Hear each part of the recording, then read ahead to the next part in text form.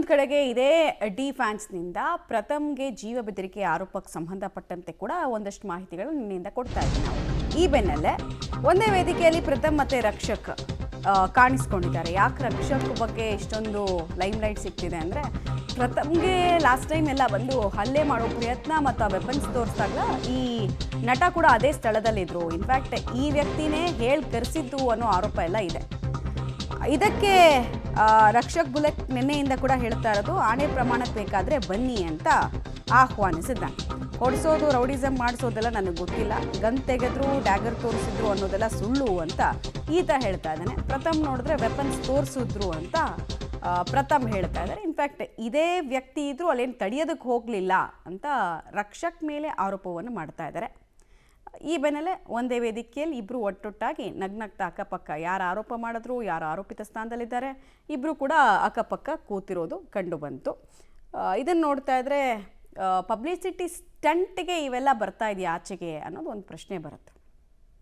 ಆ ಜಾಗಕ್ಕೆ ಹೋಗಿದ್ದು ಸತ್ಯ, ಅದು ಇಲ್ಲೀಗಲ್ ಜಾಗ ಅಲ್ಲ. ಒಂದು ದೇವಸ್ಥಾನಕ್ಕೆ ಪೂಜೆ, ಪ್ರತಿ ವರ್ಷ ನಾವು ಹೋಗ್ತಾ ಇರ್ತೀವಿ ಆ ದೇವಸ್ಥಾನಕ್ಕೆ.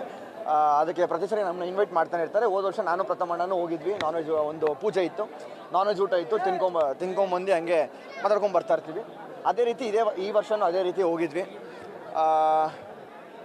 ಫಸ್ಟ್ ನಾನು ಹೋಗಿದ್ದು ಅಲ್ಲಿಗೆ, ಅದಾದಮೇಲೆ ಪ್ರಥಮಣ್ಣ ಬಂದರು, ಅದಾದಮೇಲೆ ಒಂದಷ್ಟು ಜನ ಬಂದರು. ಅಲ್ಲಿ ಬಂದವ್ರು ನನಗೆ ಯಾರೋ ಗೊತ್ತಿರಲಿಲ್ಲ. ಫಸ್ಟ್ ಆಫ್ ಆಲ್ ಇಲ್ಲಿ ಪ್ರಥಮಣ್ಣನ ನಾನು ಕರೆಸಿದೆ ಜಾಗಕ್ಕೆ, ನಾನು ಫೋನ್ ಮಾಡಿದೆ.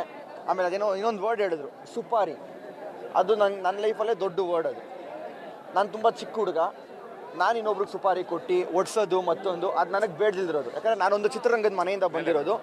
ನನ್ನ ಡ್ಯೂಟಿ ಏನು, ಮೇಕಪ್ ಹಾಕೋದು, ಕೆಲಸ ಮಾಡೋದು, ಮನೆಗೆ ಹೋಗಿ ಊಟ ತಿಂದ್ಬಿಟ್ಟು ಫ್ಯಾಮಿಲಿ ಜೊತೆ ಮಾತಾಡ್ಕೊಂಡು ಮಲಗೋದು. ಇಲ್ಲಿ ನಾನು ಇನ್ನೊಬ್ರಿಗೆ ಒಡ್ಸೋದು, ರೌಡಿಸಮ್ ಮಾಡೋದು, ಧಮ್ಕಿ ಹಾಕೋದು ಇಲ್ಲಿ ನಾವು ಬಂದಿಲ್ಲ.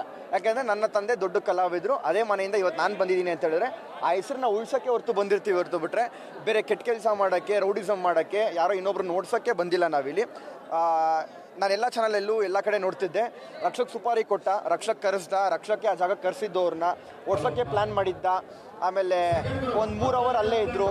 ಅಣ್ಣ ಆ ಜಾಗದಲ್ಲಿ ಇದ್ದಿದ್ದು ಸತ್ಯ, ಕೂತ್ಕೊಂಡಿದ್ದು ಸತ್ಯ, ಮಾತಾಡಿದ್ದು ಸತ್ಯ. ಒಂದು ಸೆಲೆಬ್ರಿಟಿ ಆದಮೇಲೆ, ಒಂದು ಆರ್ಟಿಸ್ಟ್ ಆದಮೇಲೆ ಎಲ್ಲರೂ ಸಿಗ್ತಾರೆ, ಮಾತಾಡೋದು ಸಹಜ. ಈ ಜಾಗಕ್ಕೆ ಹೋಗಬಾರ್ದು, ನಾನು ಇವ್ರ ಹತ್ರ ಮಾತಾಡಬಾರ್ದು ಅನ್ನೋದು ಎಲ್ಲೂ ರೂಲ್ಸ್ ಇಲ್ಲ ಫಸ್ಟ್ ಆಫ್ ಆಲ್. ಅದೇ ರೀತಿ ಎಲ್ಲರೂ ಸಿಕ್ಕಿದಾಗ ನಾನು ಮಾತಾಡ್ಸಿದ್ದೀನಿ. ಅಲ್ಲಿ ರಕ್ಷಕ್ ಇದ್ದಾಗ